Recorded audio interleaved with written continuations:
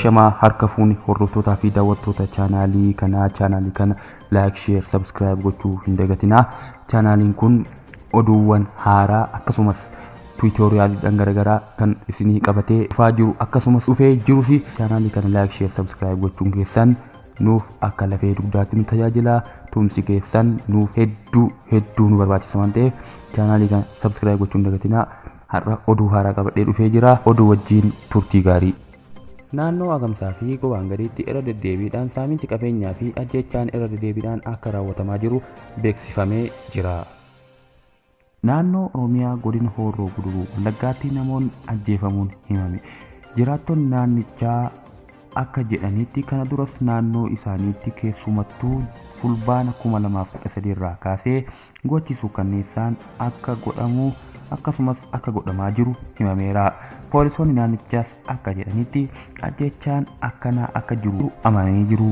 Garuu ajjeechaan eenyummaan akka waliin qabatamne isaanii keessatti kan jirudha.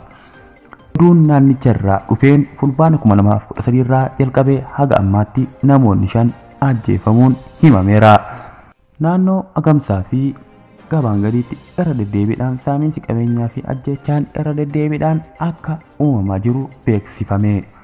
Naannoo Agamsaatti kana duras fulbaana 8 gochi wal fakkaataan akkanaa uumamee jaarsummaan akka hiikames himameera. Fulbaana 8 as namoonni naannoo akka ibsanitti saamichi qabeenyaa fi ajjeechaan naannoo gabaa Kaniisaa jedhamu keessatti dhukaasa banameen Shabirraa Ganzabee fi Dassee Muhammad kan jedhaman kaleessa ajjeefamuun himameera. Oduu wal fakkaatuun Amiir Daamxoo namni jedhamu immoo balaa guddaa irra gaheen gara mana yaalaa fudhatamuun isaanii himame.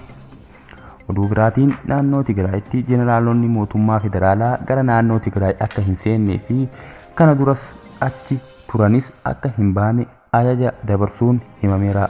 Haaluma kanaan turtii akka godhanis jeneraalonni isaanii himanii jiru. Oduu kanaa fi oduu gaggabaaboo akkanaa kana yeroo yeroodhaan akka isin bira ga'u yoo barbaadan chaanaalii kana subscribe gochuudhaan isin akka nu faana turtan abdiin qabaa.